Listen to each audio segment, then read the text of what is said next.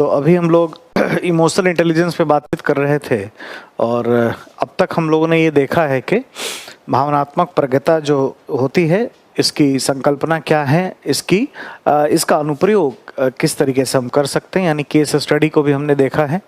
अब हम लोग इसकी उपयोगिता को देखेंगे, है ना। उपयोगिता या यूटिलिटी कई स्तर पर हमें देखना है। एक तो नैतिकता के स्तर पर या मोरल प्रोग्रेस जो है व्यक्ति के नैतिक प्रगति, इस स्तर पर क्या पहलू है हमें ये जानना है। और दूसरा जो है वो निर्णय निर्माण के स्तर पर, डिसीजन मेकिंग के स्तर पर हम देखेंगे। और डिसीजन मेकिंग में बेसिकली ग्रुप डिसीजन मेकिंग या सामूहिक निर्णय निर्माण,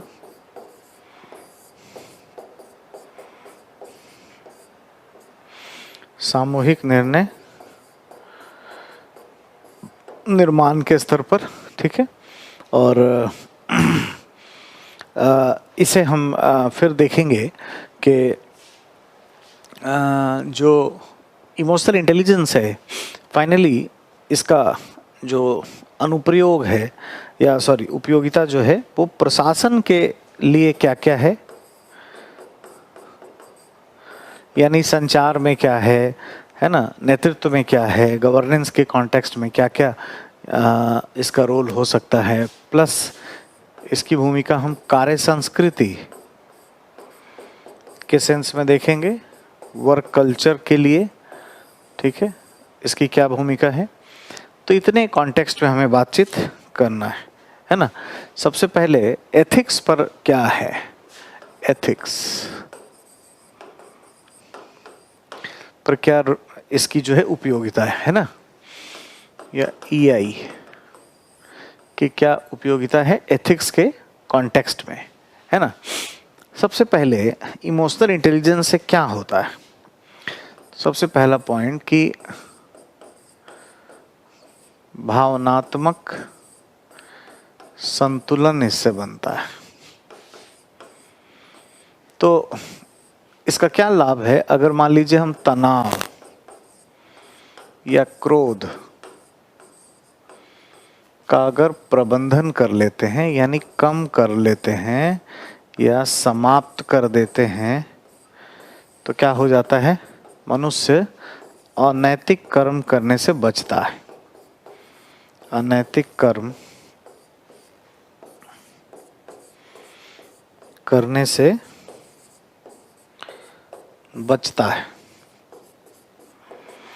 ऐसा इसीलिए होता है क्योंकि भावनाओं में ड्राइवर्स होते हैं, कुछ काम कराने वाले। ये जो हैं इसमें कुछ ड्राइवर्स हैं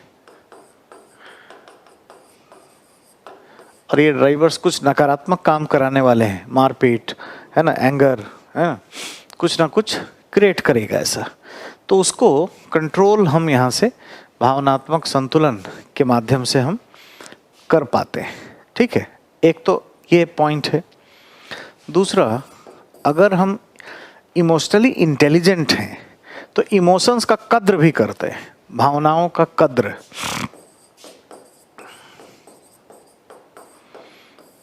भावनाओं का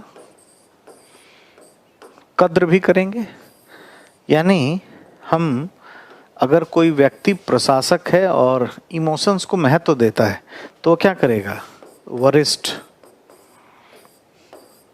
नागरिक के साथ क्या व्यवहार करना चाहिए इसका भी ध्यान रखेगा।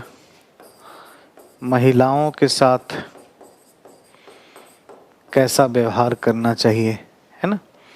ये SC, ST और OBC ऐसे पिछड़े कम्युनिटी के साथ किस तरीके से व्यवहार करना चाहिए, यानी इसके व्यवहार में, किसी प्रशासक के व्यवहार में क्या आएगा, हाँ, संवेदना भी होगी। संवेदना, कंपैशन होने लगेगा, है ना। और इसमें सहिष्णुता, सहिष्णुता में कोई भी कैसा है, किसी भी बैकग्राउंड का है, ठीक है, चाहे वो क्या खाता है, क्या पीता है, किस तरीके से व्यवहार करता है, इन सभी के लिए एक प्रकार का धैर्य देखने को मिलता है या पेशेंस हम लोग देखते हैं। और ये तभी हो सकता है जब हमारे अंदर क्या हो, सहिष्णुता हो। इतना ही नहीं, इसमें परानुभूति या इम्पैथी की बात की जाती है। सिंपैथी, इम्पैथी की बात जो है इसमें की जाती है। महिलाओं को प्राथमिकता दिया जाए, ये तभी हो सकता है जब हम भावनाओं को महत्व देंगे या हमारे लाइफ में इसका कोई रोल होगा, तभी ये संभव है। इनके प्रति, ये पिछड़े कम्युनिटी जो हैं, इनके प्रति सहिष्णुता हो, है ना, संवेदना हो, धैर्य हो इत्यादि, ये सभी एक भावनाओं को समझने वाला, उसको महत्व देने वाला व्यक्ति ही कर सकता है। यानी कोई प्रशासक जो इमोशंस को भी महत्व देता है, सिर्फ भौतिकता को या परफॉर्मेंस को ही जो महत्व देगा, वो बहुत बेहतर इसमें नहीं करेगा, है ना। तो ये दो चीज़ें हमने देखी इमोशंस के कॉन्टेक्स्ट में। तीसरी बात जो हमें ध्यान देनी है कि इमोशनल इंटेलिजेंस से क्या है, नैतिक व्यक्तित्व का निर्माण होता है। नैतिक व्यक्तित्व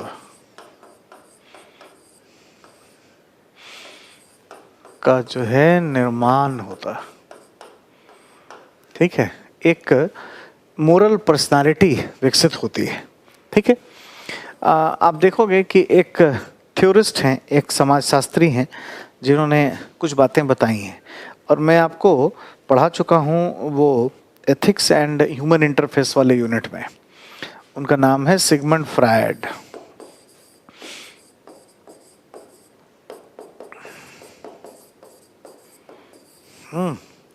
इन्होंने इड और इसके कंट्रोल करने वाले को ईगो और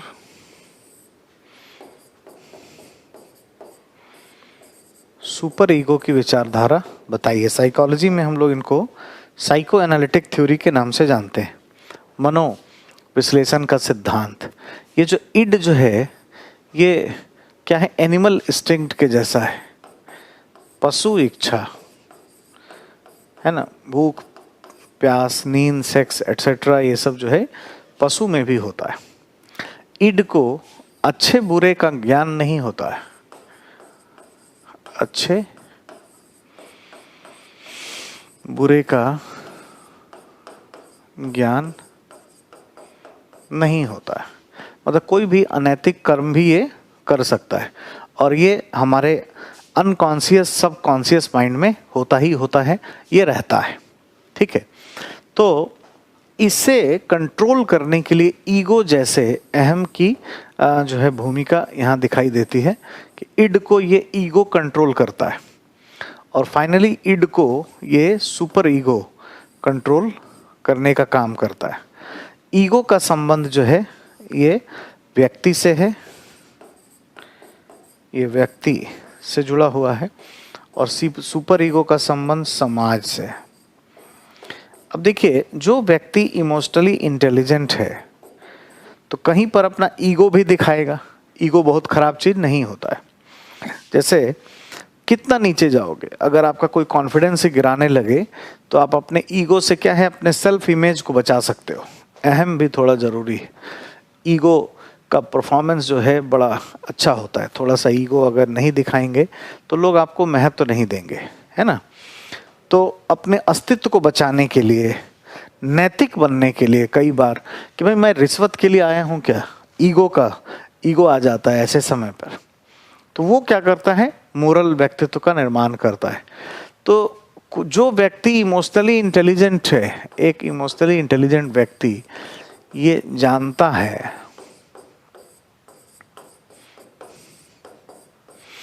कि कौन सी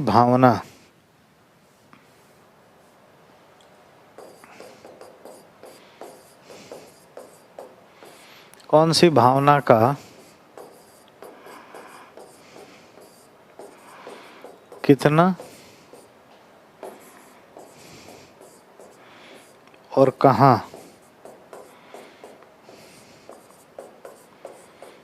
प्रयोग होना चाहिए, है ना। इसमें ईगो भी एक हो गया, जैसे कि एग्जाम्पल के रूप में ईगो हम ले सकते हैं। सामान्यतः इसको खराब चीज माना जाता है, बट ये खराब नहीं है। कभी कभी ईगो दिखाना भी पड़ता है। भगवान राम भी कभी ईगो दिखाते हैं, समुद्र से रास्ता मांगते हैं कि भाई हमारी वाइफ को लेके चला गया है ना, हमें जाने दो, हमारा फर्ज बनता है कि हम उनको बचाएं। ठीक है, समुद्र रास्ता ही नहीं दे रहा है, तो पहले खूब पूजा पाठ किया, अनुनय विनय किया, नहीं माना तो निकाला ब्रह्मास्त्र, उसके बाद तुरंत आ गए। तो ईगो का जरूरत पड़ता है। तो कई बार एक अच्छे व्यक्तित्व के निर्माण के लिए या मोरल प्रोग्रेस के लिए, एथिक्स के लिए भी ये इम्पॉर्टेंट है। इंटेलिजेंट व्यक्ति ही ये सब कर सकता है, दूसरा व्यक्ति कभी नहीं करेगा। और ये इंटेलिजेंस क्या है? इमोशन से है। ठीक है, अगर आप देखिए कि अगर इमोशनली इंटेलिजेंट कोई व्यक्ति हो जाए, भावनाओं का समझ उसको हो जाए, EI इमोशंस को कंट्रोल करने आ जाए, तो वो कैसे एथिकल हो सकता है, बेहतर हो सकता है। इमोशनली इंटेलिजेंट व्यक्ति में क्या समझ होती है? ये व्यक्ति जानता है कि ये जो संसार है, संसार ये क्षणिक है, टेम्परेरी वर्ल्ड में we are living in a temporary world.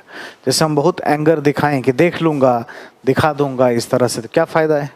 Corona होगा, निपट जाओगे, कहानी खत्म हो जाएगा तुरंत। तो यहाँ पर जब अपने लाइफ का ही कोई पॉसिबिलिटी नहीं है, कोई गारंटी नहीं है, तो इतना ज़्यादा लोड लेने का जीवन में क्या जरूरत है? ये अंडरस्टैंडिंग है। तो ऐसा व्यक्ति क्या करता है?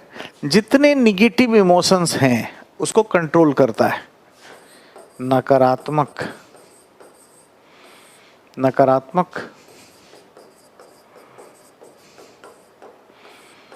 भावनाओं का ये क्या करता है? नियंत्रण करता है। और ये कैसी हैं नकारात्मक भावनाएं? क्या हैं? क्रोध। अब देखिए, एक ही भावना ये कम हो जाए, क्रोध ही कम हो जाए, तो कितना कुछ होगा। ठीक है, ये बड़ा मुश्किल है। क्रोध, अवसाद, है ना, चिंता, अकेलापन। ठीक है, क्रोध, अवसाद, चिंता, अकेलापन, ईर्ष्या, ठीक है, इत्यादि। ये सभी क्या है? भावनाएं अनैतिक कर्म को जन्म देती हैं। और जब इसका हम कंट्रोल कर लेते हैं, इसका अगर नियंत्रण हम कर पाते हैं, तो हमारे व्यवहार में क्या बदलाव आएगा? हम वर्चुअस हो जाएंगे, वर्चू की तरफ जाएंगे, सद्गुणी हो सकते हैं। सद्गुण का विकास करता है। तो इमोशनल इंटेलिजेंस हमें हमारे अंदर एक क्या है? वर्चुअस पर्सनालिटी को क्रिएट करता है।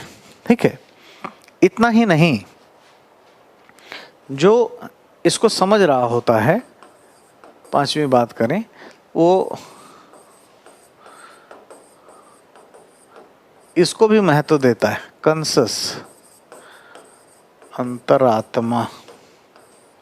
भाई सुकरात ने ये कहा है कि अपनी अंतरात्मा की आवाज से काम करना चाहिए, है ना, अंतरात्मा की आंखों से काम करना चाहिए। ऐसे बहुत सारे लोग हैं जिन्होंने, सुकरात ने इस पर जोर दिया है, रूसो ने इस पर जोर दिया है, इत्यादि। इंडियन तो बहुत सारे फिलोसोफर्स ने ऐसा काम किया। हम लोग मोरल थिंकर्स पढ़ेंगे, डिटेल से जानेंगे। तो जो भी इमोशनली इंटेलिजेंट व्यक्ति होता है, वो क्या करता है? वॉइस ऑफ कंसस पे काम करता है। ये जो अंतरात्मा है, ये क्या है? परमात्मा की अंश है, परमात्मा की अंश है। तो ये शुभता की तरफ बढ़ती है, शुभता। कोई गलत काम करने का मार्गदर्शन नहीं करती है। तो इसे क्या हो जाता है, एक नैतिक बल प्रदान होता है। रूसो ने इस पर ज़्यादा बल दिया है, ठीक है। ये हमें नैतिक मार्गदर्शन देती है या सद्गुणी हमें बनाती है। सुकरात के द्वारा इस पर जोर दिया गया। और फिर हमारा आचरण कैसा होगा, फिर हमारा आचरण क्या हो जाता है, एथिकल हो जाता है। तो कुल मिलाकर के, है ना, हैप्पीनेस के लिए, प्लेजर के लिए, है ना, एक अच्छे तरीके से काम करने के लिए, सुखी जीवन जीने के लिए इमोशनल इंटेलिजेंस का होना बहुत ज़रूरी है। और इस तरीके से हमारी व्यक्तित्व या पर्सनालिटी जो है वो धीरे धीरे नैतिक बनती चली जाती है ना। तो ये उपयोगिता है अपने आप में, ये महत्व है, ये हमने देखा। और क्या देखना है जी, डिसीजन मेकिंग के कॉन्टेक्स्ट में बात करना है, ठीक है। आइए देखते हैं, निर्णय निर्माण के बारे में बात करते हैं। डिसीजन मेकिंग में निर्णय निर्माण, ठीक है। निर्णय निर्माण क्या है, सबसे बेहतर का चयन निर्णय निर्माण नहीं होता है, उपलब्ध विकल्प में से किसी एक का चयन।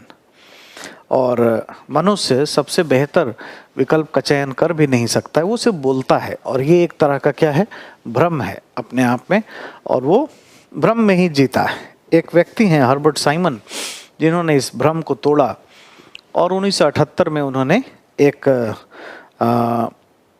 अपना सिद्धांत दिया निर्णय निर्माण का, जिसमें बताया कि हम किस प्रघटना में किस तरीके से नीतियों का निर्माण हम करते हैं, निर्णय निर्माण हम करते हैं। और इसके लिए उन्हें इकोनॉमिक्स का, है ना, अर्थशास्त्र का उनको नोबेल पुरस्कार दिया गया उस कैटेगरी में 1978 में। उसके सिद्धांत वगैरह मैनेजमेंट में हम लोग पढ़ते हैं, कभी बाद में बात करेंगे। निर्णय निर्माण के दो तरीके हैं, है ना, तरीके दो हैं। क्या है, हमने आपको बताया, उपलब्ध विकल्प में से किसी एक का चयन। मनुष्य संतोषजनक फैसले कर सकता है, सबसे बेहतर नहीं कर सकता है। ये व्यक्तिगत रूप से होगा, व्यक्तिगत रूप से ये होता है, और ये सामूहिक रूप से भी होता है। जैसे ऑफिस में कोई ग्रुप भी बैठ करके डिसीजन लेता है। व्यक्तिगत डिसीजन कब लेना चाहिए, जब समय कम हो, समय कम हो, जटिलता ज्यादा न हो, या दैनिक प्रकृति का कार्य हो।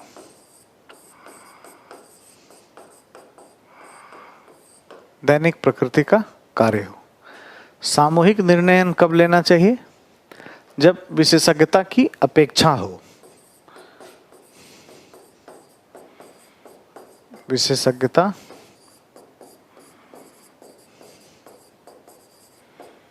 की अपेक्षा हो।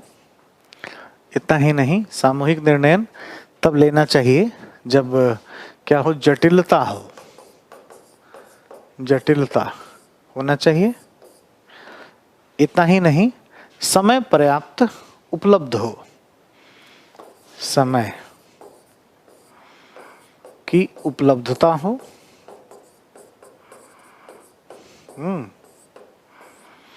एक्चुअल में जब हम सामूहिक निर्णय करने चलते हैं तो यहाँ पर एक भावनात्मक समस्या उत्पन्न होती है। यहाँ पे समस्या होती है, इसमें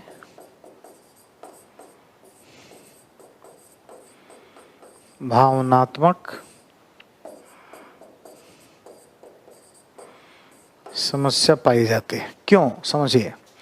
क्योंकि आप जानते हैं कि लोग अलग अलग पृष्ठभूमि के, अलग अलग बैकग्राउंड के होते हैं, और हमेशा लोग क्या हैं, ये सोचते हैं कि मैं अच्छा हूँ, वो उतना अच्छा नहीं है, मैं तोप हूँ, वो पिस्तौल भी नहीं है।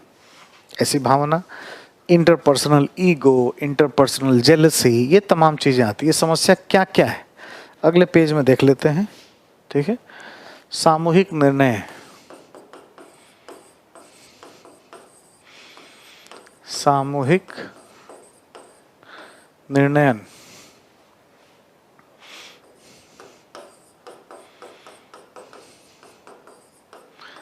की समस्या क्या है।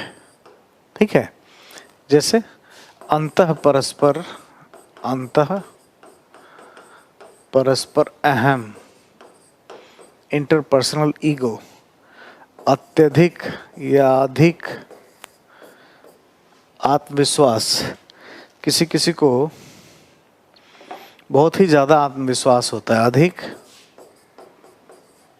आत्मविश्वास का जाल, ट्रैप होता है, ओवर कॉन्फिडेंस ट्रैप किसी व्यक्ति में होता है। ठीक है, सत्ता का अभ्यास करना हम चाहते हैं, सत्ता का अभ्यास एक दूसरे पर या परस्पर एक दूसरे पर, ये भी हमें दिखाई देता है। इतना ही नहीं, इंटरपर्सनल जेलसी एक अपने आप में बड़ी समस्या हो जाती है। अंतर्वैयक्तिक, है ना, ईर्ष्या, ये भी एक समस्या है, इत्यादि ये समस्याएं पाई जाती हैं। तो होता क्या है कि ग्रुप जो है उसकी विशेषज्ञता का हम लाभ नहीं उठा पाते। हमने अभी आपको बताया कि ये कब लेना चाहिए, जब विशेषज्ञता की अपेक्षा हो। तो किसी जगह पे मान लीजिए 4-5 IAS अफसर इकट्ठे हुए, उनसे कुछ डिसीजन लेना है, तो आपस में ही अंतः परस्पर ego, jealousy, over confidence trap, sunk cost trap, इसी में फंसे रह जाएंगे और सही डिसीजन हो ही नहीं पाते। तो हमें कुछ करना पड़ेगा इसके लिए। तो जो मॉडरेटर है वो अगर इमोशनली इंटेलिजेंट है तो वो काम थोड़ा सा कुछ कर ले जाता है। तो यहाँ पर इसकी भूमिका क्या दिखाई देगी? सामूहिक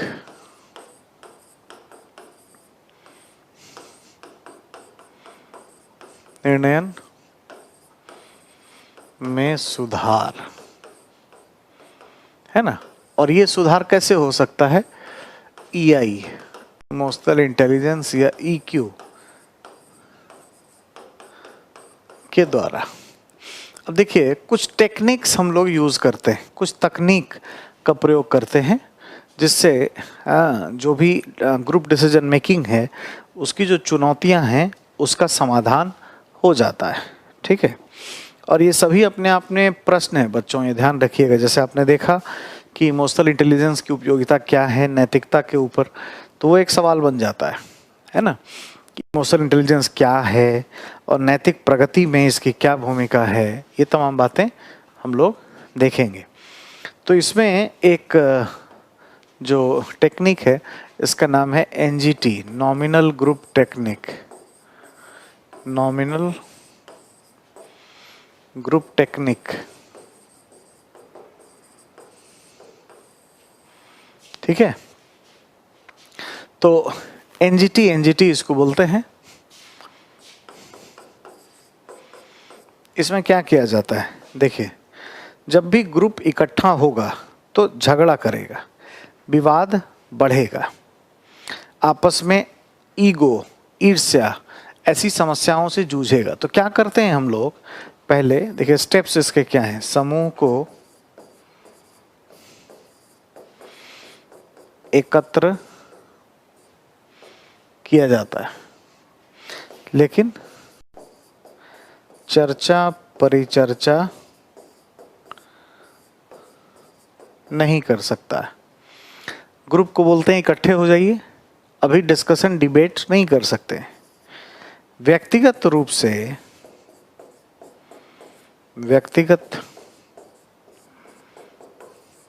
से सभी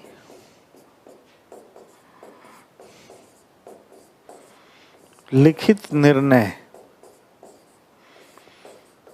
प्रस्तुत करते हैं, है ना। तो रिटर्न अपने डिसीजन, कोई सिचुएशन है जिस पर मान लीजिए डिसीजन लेना है, तो ग्रुप को बोलते हैं कि आप डिस्कशन मत करो, आप शांति से बैठो और इंडिविजुअली लिख करके दो।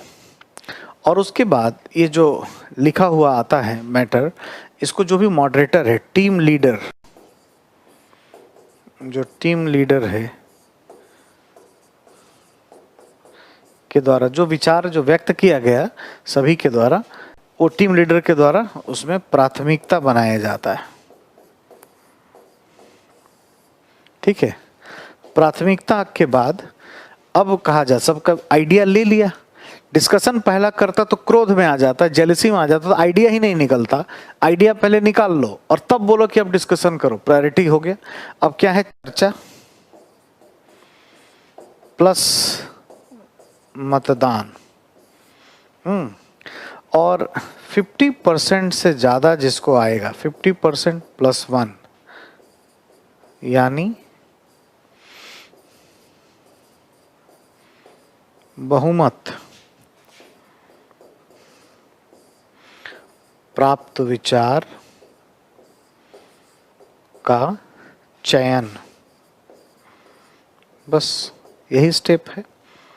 कुल मिलाकर देखिए, सबसे पहला स्टेज जो है वो है कि ग्रुप को हम इकट्ठा किए, डिस्कशन रोके, हाँ, इंडिविजुअली बोले कि बताओ, उसके बाद प्रायोरिटी फिक्स किए या रैंकिंग हमने बनाया, और उसके बाद डिस्कशन शुरू किया, चर्चा शुरू किया, फिर मतदान करवाया, वोटिंग करवाया, और इस मतदान को कराने के बाद 50% प्लस 1 यानी बहुमत प्राप्त विचार जो है उसका हमने चयन कर लिया। ठीक है, और इस तरीके से जो है एक डिसीजन लेते हैं। इसमें होता ये है कि झगड़ा करने से लोग बच जाते हैं, विवाद से बच जाते हैं, क्योंकि पहले ही लिखित रूप से आइडिया दे दिए हैं। ठीक है, बाद में ये नहीं होगा कि ये बात इसके माइंड में क्यों नहीं आया। अब मान लीजिए कि ग्रुप बट गया, तो ये प्रक्रिया फिर से दोहराते हैं। 10 लोग हैं, आधे आधे बट गए, तो डिसीजन कैसे होगा, नहीं होगा। फिर से प्राथमिकता बनाएंगे और फिर से डिस्कशन करेंगे, जब तक किसी एक आइडिया पर अधिक लोग 50% से ज़्यादा सहमति ना हो, 50% प्लस 1 जब तक ना हो, तब तक हम ये प्रक्रिया को बार बार दोहराते रहेंगे। ये कौन करेगा? कोई इमोशनली इंटेलिजेंट कोई प्रबंधक होगा, मैनेजर या प्रशासक, तभी हो। आप भी नौकरी में जाओगे तो आप डीएम होंगे, कई एसडीएम होंगे, आपस में लड़ जाएंगे, तो उनको बुला करके यही मेथड अप्लाई करना तो सही हो जाएगा, विवाद नहीं होगा। ठीक है, कोई सिचुएशन दिया जा सकता है, उस सिचुएशन में झगड़े कर रहे हैं लोग, कैसे ठीक करोगे, या कोई मिस्टर एक्स मिस्टर वाई उस कहानी में होंगे, उनको कैसे हम बेहतर कर सकते हैं, तो एनजीटी का सहारा हम ले सकते हैं, है ना। इसमें एक और चीज़ हम लोग शामिल करते हैं, उसका नाम है डेल्फी टेक्निक।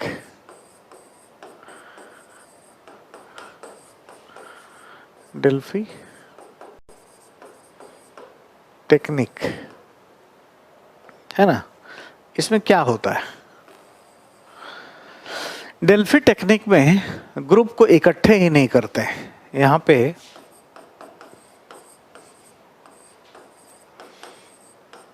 समूह को एकत्र नहीं किया जाता। एकत्र करेंगे तो अंतः परस्पर संबंधों की समस्या उत्पन्न होगी, विवाद होगा, तो इसलिए इनको जमा ही मत करो। ठीक है, ये इसमें बात है।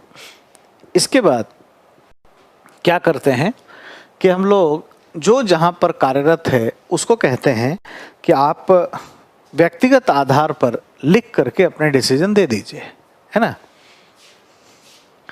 सभी को लिखित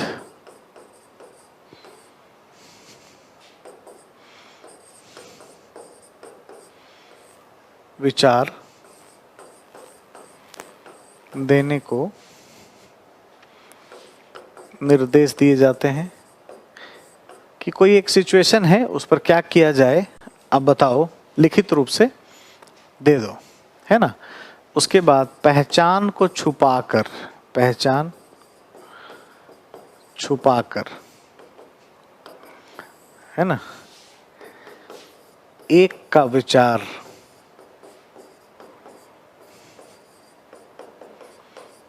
दूसरे को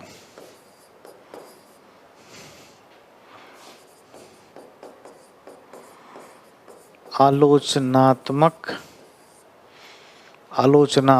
परीक्षण के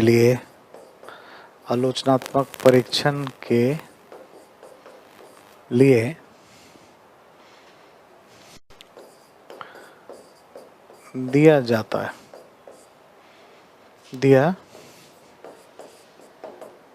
है। ठीक है, तो हम लोग क्या है, डिस्ट्रीब्यूट करते हैं one two another blah blah and blah, और उसमें क्या है, पहचान को छुपा लेते हैं। कैसे छुपेगा पहचान? हैंडराइटिंग भी पहचान सकता है, तो ये हम टाइप करा के दे दें, टाइप करके दें। और जो मॉडरेटर है, ये जो टीम लीडर है, टीम लीडर, ये बताए कि यह मेरा विचार है, मेरा विचार है। ठीक है, टीम लीडर कभी भी ये ना कहे कि ये मिस्टर एक्स ने दिया है, तो जो वाई है वो उसमें अच्छा भी कुछ होगा ना, तो वो नकारात्मक चीजें देखने लगेगा, क्योंकि उसके अंदर ये भावना होगी कि ये बात अगर चली जाती है तो ये बड़ा आगे बढ़ जाएगा, हीरो हो जाएगा ये, है ना। इसको संगठन के प्रमुख से या टीम लीडर से इसके संबंध बहुत ही अच्छे हो जाएंगे। ठीक है, इस तरह की बातें यहाँ पर देखने को मिल सकती हैं। ठीक है, ये बात है। और डेल्फी टेक्निक में हमने देखा समूह को एकत्र नहीं किया जाता है, लिखित विचार लेते हैं, एक का आइडिया दूसरे को, दूसरे का तीसरे को आलोचनात्मक परीक्षण के लिए दिया जाता है। ठीक है, पहचान छुपा लिया जाता है। उसके बाद जिस विचार से अधिक लाभ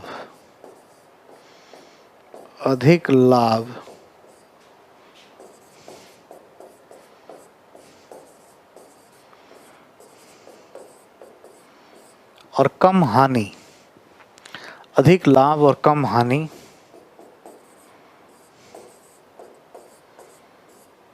प्राप्त करने की संभावना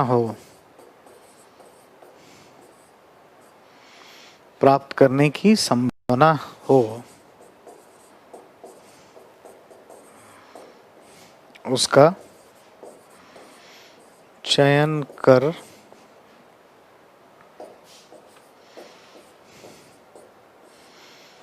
लिया जाता है।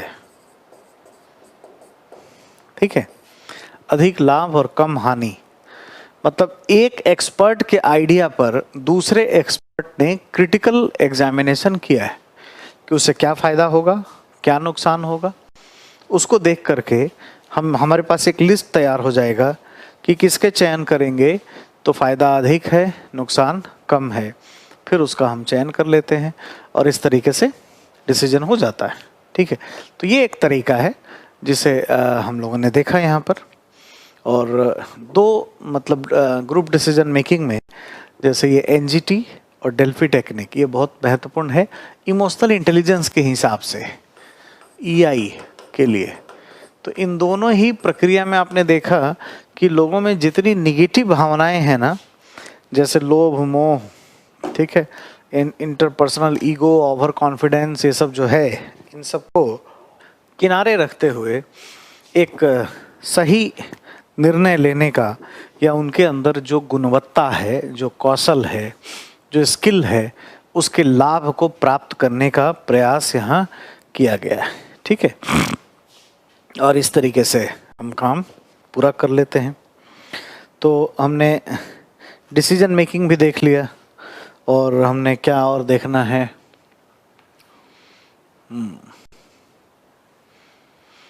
अब वर्क कल्चर और एडमिनिस्ट्रेशन पे बात करना है। ठीक है, ये देखते हैं कार्य संस्कृति, कार्य संस्कृति। ठीक है,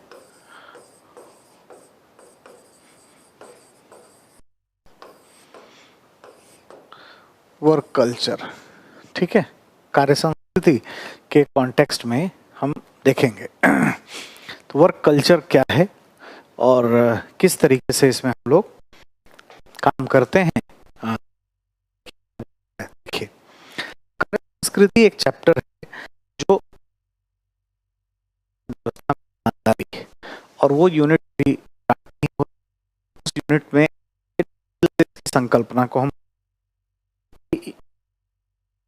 है, इसका फायदा क्या है, नुकसान क्या है, वहां पर। बट अभी बात करें तो हमें जो है बेसिकली ये इसमें क्या भूमिका, कार्य संस्कृति की परिभाषा को ब्रीफ में मैं आपको बताता हूँ। देखो, कार्य संस्कृति क्या है, तो किसी संगठन में क्या करें क्या ना करें इसका आपसी समझ, ठीक है। It's a shared understanding of shared purpose, इस उद्देश्य के लिए साझा समझ है। It's a shared meaning among employees, ये सभी कर्मचारियों के मध्य एक अंतर्निहित जो है समझ को दर्शाता है, ठीक है। और ये स्पष्ट करता है कि कोई अधिकारी या कोई कर्मचारी क्या करे कितना करे, हाँ, किसके लिए, कस्टमर के लिए। इमोशनल इंटेलिजेंस को अगर हम लागू कर दें किसी संगठन में तो कैसी कार्य संस्कृति बनेगी, हमें अभी इसी से मतलब है। अभी जो चैप्टर है कि इसकी उपयोगिता यहाँ पर क्या है, और ये जब चैप्टर आएगा उस समय भी हम लोग बात कर रहे होंगे, ठीक है। तो सबसे पहले एक तो अधिकारी और अधीनस्थ, अधिकारी और अधीनस्थ के संबंध इसमें बेहतर हो जाएंगे, बेहतर बनेंगे। ये मान लीजिए कोई संगठन है, यहाँ पे डिस्ट्रिक्ट मजिस्ट्रेट हैं, यहाँ पे एसडीएम है, तो अगर इमोशनल इंटेलिजेंस डीएम के पास है तो क्या है, बड़ा छोटा ऊंचा नीचा से ऊपर उठ के काम करेगा, है ना। भाई ये भी मानव है, ये भी एक पढ़ लिख कर आया है, भले इसका आईएएस में हुआ या नहीं हुआ, पीसीएस अफसर है, कोई बात नहीं है, इसकी भी अपना वर्थ है, इसके बिना मैं सफल नहीं हो सकता हूँ, उसका ऐसा सोच होगा। वो अपनी जो नकारात्मक भावनाएं, एंगर या जो जेलसी है, या एक जो होता है ना अहंकार, ईगो, आवश्यकता से ज़्यादा कि मैं तो आईएएस हूँ, मैं तोप हूँ, ये तो पिस्तौल भी नहीं है, एसडीएम है, इससे ऊपर उठेगा तो संबंध अच्छा बनाएगा। और अब संबंध अगर अच्छा बनेगा तो इसका लाभ क्या मिलता है, इसका सीधा लाभ ये मिलता है कि फिर संगठनात्मक कार्यकुशलता बढ़ जाती है। फिर ये जो अधीनस्थ होते हैं काम बहुत अच्छे से करते हैं, और जब काम अच्छे से करेंगे तो उसका लाभ किसको मिलेगा, डीएम साहब को ही मिलेगा। तो एक तो अधिकारी और अधीनस्थ के संबंध अच्छे बन जाते हैं, मतलब बहुत अच्छा होता है। इसमें और फायदा है कि संगठन के अंदर एक मानवीय वातावरण है ना, ह्यूमैनिस्टिक मानवीय वातावरण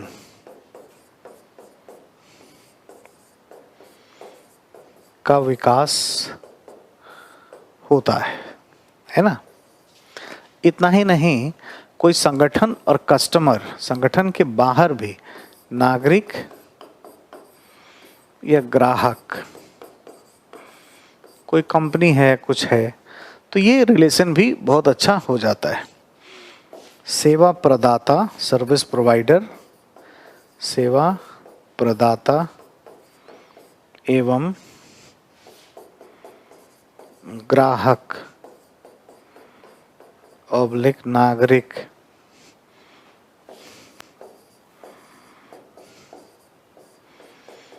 के बीच संबंध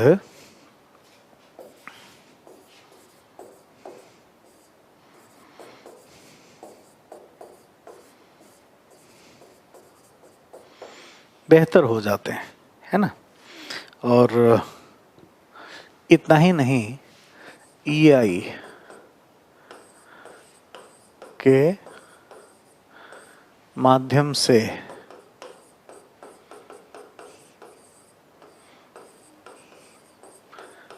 ग्राहक उन्मुखीकरण और निवेशकों को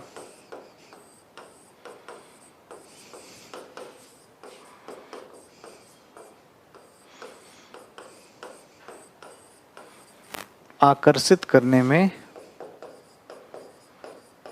सहायता मिलती है। ठीक है, सहायता मिलती है। ठीक है, इमोशनल इंटेलिजेंस के माध्यम से ग्राहक उन्मुखीकरण और निवेशकों को आकर्षित करने में सहायता मिलती है। ठीक है, ये ध्यान दीजिएगा।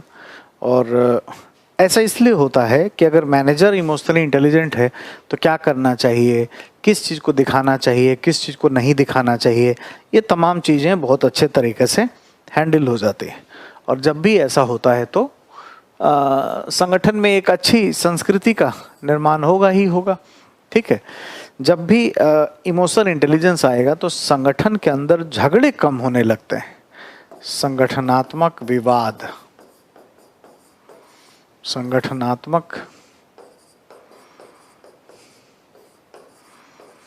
विवाद कम हो जाते हैं।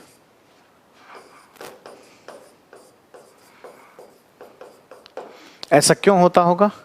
क्योंकि आपने अभी पढ़ा है ना कि इमोशनल इंटेलिजेंस से क्या होता है, रिलेशनशिप मैनेजमेंट हो जाता है, संबंधों का प्रबंधन इसमें हो जाता है, और इस तरीके से ये काफ़ी कम हो जाता है।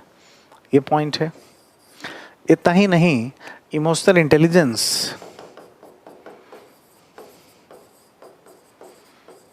के माध्यम से जो संगठन में ना वर्क स्ट्रेंथ भी बढ़ जाता है, लोगों का ध्यान बहुत अच्छा हो जाता है, सबके परफॉर्मेंस बहुत अच्छे हो जाते हैं। माध्यम से संगठन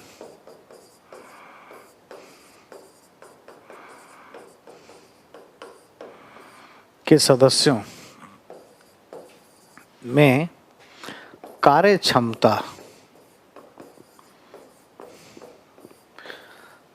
क्षमता बढ़ती है, क्योंकि यह उनके तनाव को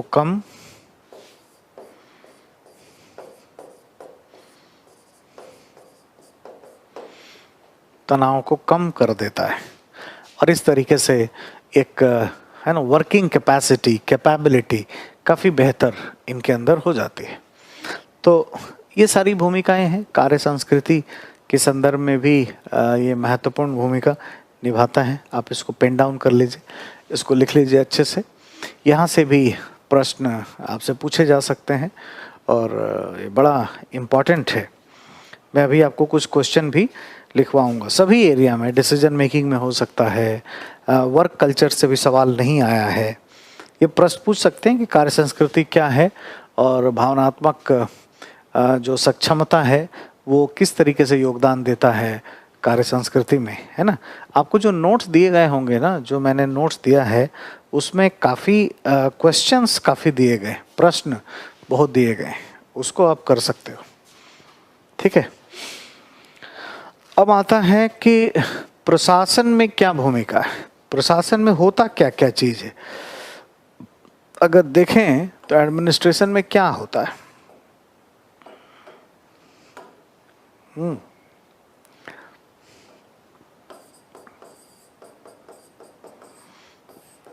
प्रशासन क्या होता है, क्या करता है प्रशासन, व्हाट इज एडमिनिस्ट्रेशन।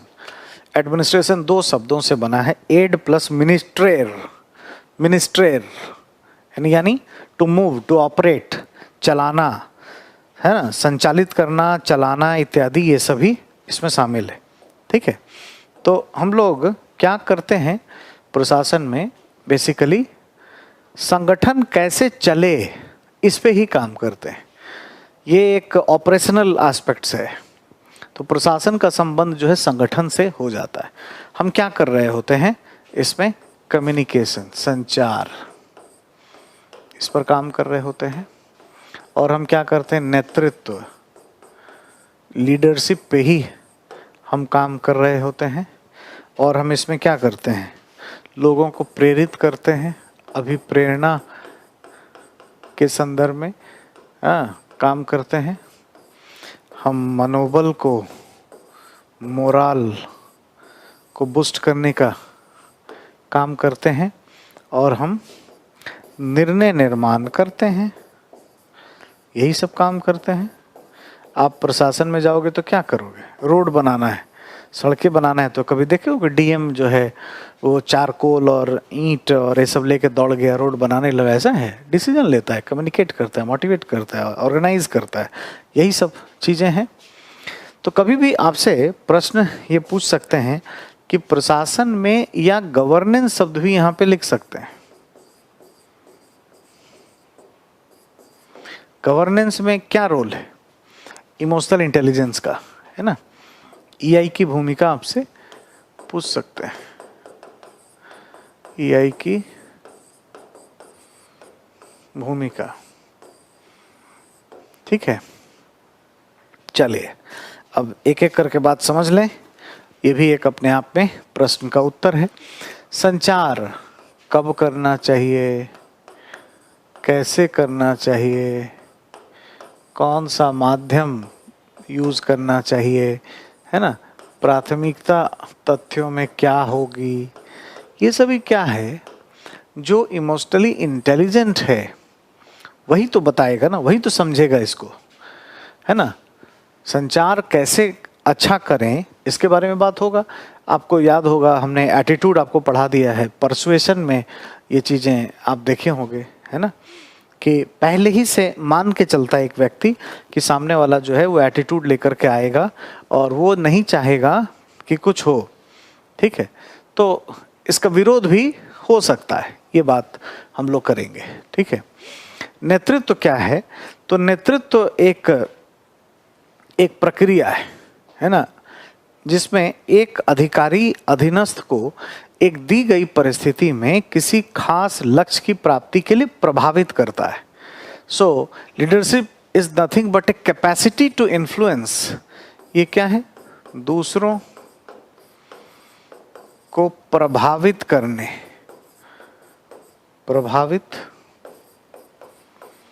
करने की क्षमता। ये बिना इमोशनल इंटेलिजेंस के होगा क्या? ठीक है, जैसे संचार जरूरी है। आप देखते हैं भारत के हमारे प्रधानमंत्री जी उन इमोशनली इंटेलिजेंट हैं। देखते हैं वाराणसी जाते हैं तो क्या कहते हैं, ना मैं आया हूँ ना मैं भेजा गया हूँ, मुझे तो गंगा माँ ने बुलाया है ना। सीधे लोगों के दिलों में उतरती है ये बात। ठीक है, अगर वो ये कहते कि मैं गंगा की सफाई करने आया हूँ, आप मुझे वोट दीजिए, कोई वोट नहीं देता उनको। ठीक है, तो क्या कहना चाहिए, कैसे कहना चाहिए, कल्चर का कैसे इस्तेमाल करके बात करना चाहिए, ये सब संचार में जैसे इम्पोर्टेंट है, वैसे ही दूसरे को इन्फ्लुएंस करने के लिए आपको इमोशन से करना पड़ेगा और कहीं ना कहीं इसमें एथिक्स का इस्तेमाल करना पड़ेगा आपको। आप कुछ बात कहते हो, बड़ी बड़ी बातें कोई नहीं सुनेगा, आपको करके भी दिखाना पड़ेगा। एक अधिकारी है तो करके दिखाएगा, तब जाकर होगा। तो भावनात्मक प्रज्ञता में हम क्या पढ़े? अपनी भावना को समझना और अपने समूह की भावनाओं को भी समझना। तो हम समूह की भावना को समझ करके कुछ उसको गाइड कर सकते हैं कि भाई ये हमारा जो अधीनस्थ है ये क्या पसंद करता है, इसको उच्च स्तरीय चुनौतीपूर्ण कार्य चाहिए, इसको पुरस्कार चाहिए, तारीफ चाहिए या आलोचना चाहिए। कुछ लोग क्रिटिसाइज करने पे काम करेंगे, जब तक आप आलोचना नहीं करेंगे तब तक कार्य नहीं करेंगे। कुछ ऐसे होंगे जो बड़े मन से काम करेंगे अपने आप। ठीक है, वो कर्मयोगी लोग होंगे, तो आपको पहचान करके और उसी हिसाब से प्रभावित करने के लिए प्रयास करते रहना पड़ेगा। ये सबसे इम्पोर्टेंट एस्पेक्ट्स है। कब डांटना है, कब नहीं डांटना है, कब समझाना है, कब पीठ थपथपाना है, ये तो इमोशनल इंटेलिजेंस से ही होगा। तो आप बताओगे कि भावनात्मक प्रज्ञता एक प्रबंधक को या प्रशासक को यह समझ देती है कि किसी भी परिस्थिति में कार्यस्थल पर अधीनस्थों को क्या कहा जाए, आदेश और निर्देशन किस तरीके से दिया जाए।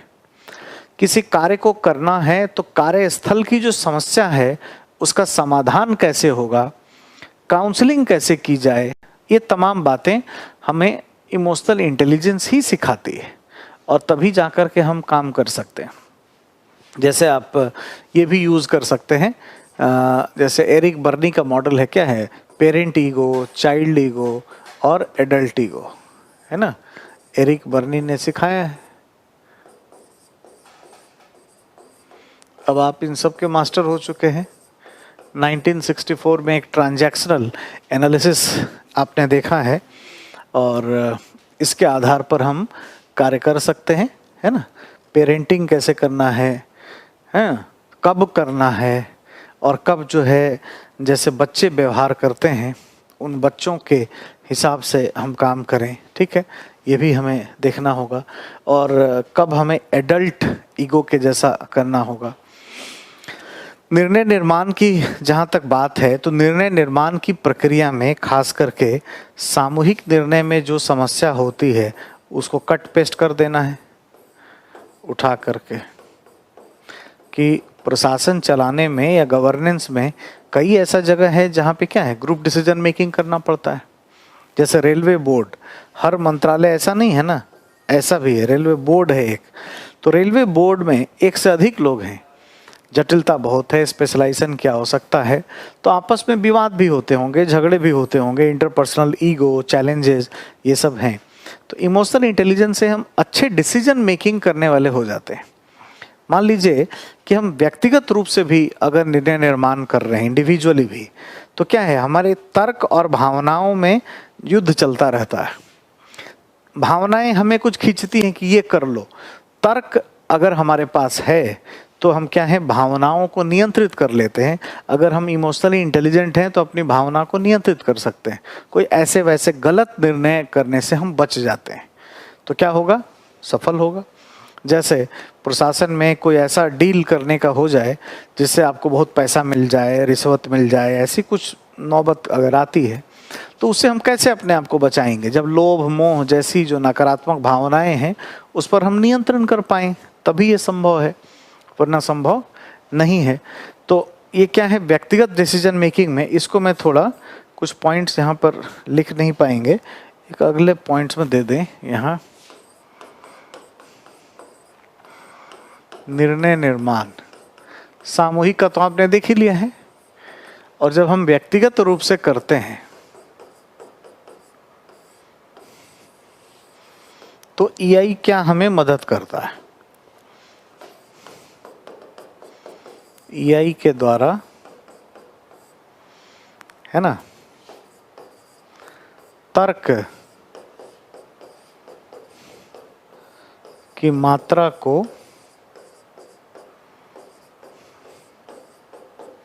बढ़ाया जा सकता है।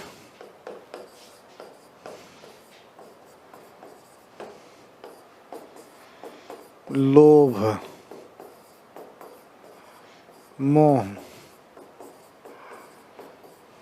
इत्यादि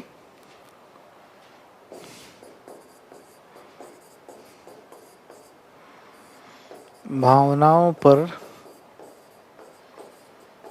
नियंत्रण, लोभ मोह इत्यादि भावनाओं पर नियंत्रण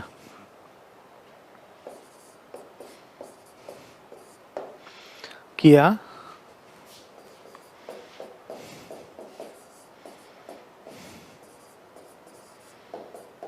जा सकता है, ठीक है। तो ये ईआई से ही होगा या इमोशनल कोसेंट के द्वारा ही संभव है, अन्यथा ये संभव नहीं है, ठीक है। और इस तरीके से हम अच्छे तरीके से काम कर सकते हैं, ठीक है। डिसीजन मेकिंग में आपने देख लिया। मोराल क्या होता है, मोराल है कि एक साथ, है ना, लगन के साथ कार्य को करना, ठीक है।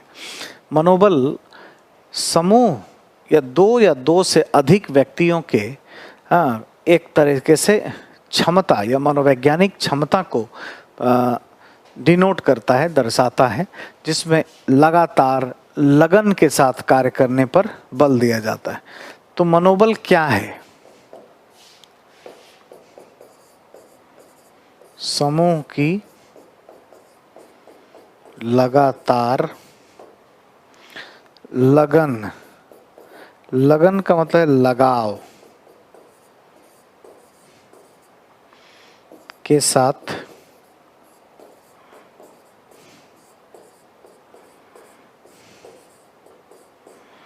कार्य करने की क्षमता। ठीक है, कार्य करने की क्षमता है ना। इसमें जो मोस्ट इंपॉर्टेंट चीज है वो है लगाव या लगन। ये लगाव कैसे पैदा होगा? संगठन में परस्पर लगाव या अपनापन, ये क्या बिना इमोशनल इंटेलिजेंस के संभव है? तो इसकी उत्पत्ति कब होगी? जब इमोशनल इंटेलिजेंस का सहारा लिया जाएगा, तभी ये संभव है। ठीक है, तो मोरल बूस्ट करने के लिए ग्रुप में, ताकि रेगुलर बेसिस पे काम करते रहें लोग, ये बहुत ज़रूरी है कि हम लोगों के बीच जो है कोहिसिवनेस को बनाएं, लोगों के विवाद को समाप्त करें। तो रिलेशनशिप मैनेजमेंट हमें करना पड़ेगा। इस तरीके से हम क्या है, झगड़ा सुलझा सकते हैं और तभी जा कर के काम करवाया जा सकता है। और इसके बिना प्रशासन को चलाना संभव नहीं है। एक मनोबल तो होना ही होना चाहिए। अभिप्रेरणा क्या है? कोई व्यक्ति अपनी आंतरिक इच्छा से बनने वाले लक्ष्य को प्राप्त करने का प्रयास करता है, और जब वो उसे मिल जाता है तो उसे अभिप्रेरणा कहते हैं। ठीक है, इस पूरी प्रक्रिया में वो संतोष का भी अनुभव करता है। तो मोटिवेशन जो है ना, वो क्या है कि आंतरिक इच्छा और पूर्ति का प्रयास। तो इच्छा पूर्ति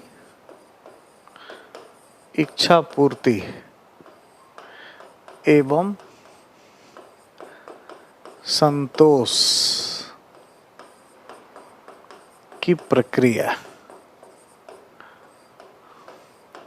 है ना। तो मनुष्य के अंदर कुछ अच्छा करने की इच्छा कब व्यक्त होगी? जब वो भावनाओं को समझेगा, भावनाओं का समझदार होगा। जैसे अगर हम sight, sound, smell, touch and taste में ही जूझते रहें, do I look good, do I sound good, मैं अच्छा दिख रहा हूँ कि नहीं, मुझे मेरे से खुशबू आए, फुसफुस कंपनी मार के घूमते रहें, यही सब करते रहें तो ज़िंदगी बर्बादी हो जाएगी ना। तो इमोशनल इंटेलिजेंस के माध्यम से हम ये जान पाते हैं कि हमारा वास्तविक धर्म क्या है, कर्तव्य धर्म क्या है, क्या हमें करना चाहिए और क्या हमें नहीं करना चाहिए। हम ऐसी बातों को जान पाते हैं। तो क्या होगा इसमें? अभिप्रेरणा से, इमोशनल इंटेलिजेंस से लोगों में करने की इच्छा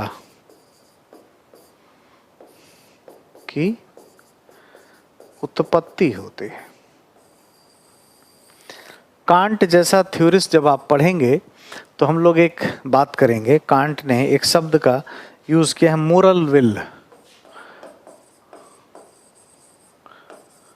मोरल विल ये कांट ने इस्तेमाल किया है। ठीक है, मोरल विल, नैतिक इच्छा हमारे अंदर होनी चाहिए। तो नैतिक इच्छा को जगाने के लिए कोई तो मेंटर मिले, कोई अधिकारी मिले, कोई टीचर मिले, कोई तो मिले।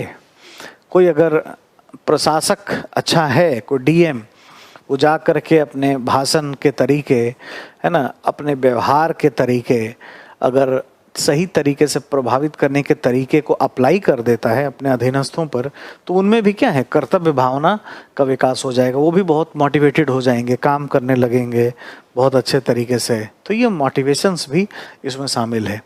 तो कुल मिलाकर के ईआई के माध्यम से ही हम प्रशासन का काम या गवर्नेंस का काम कर पाते हैं अच्छे तरीके से, है ना।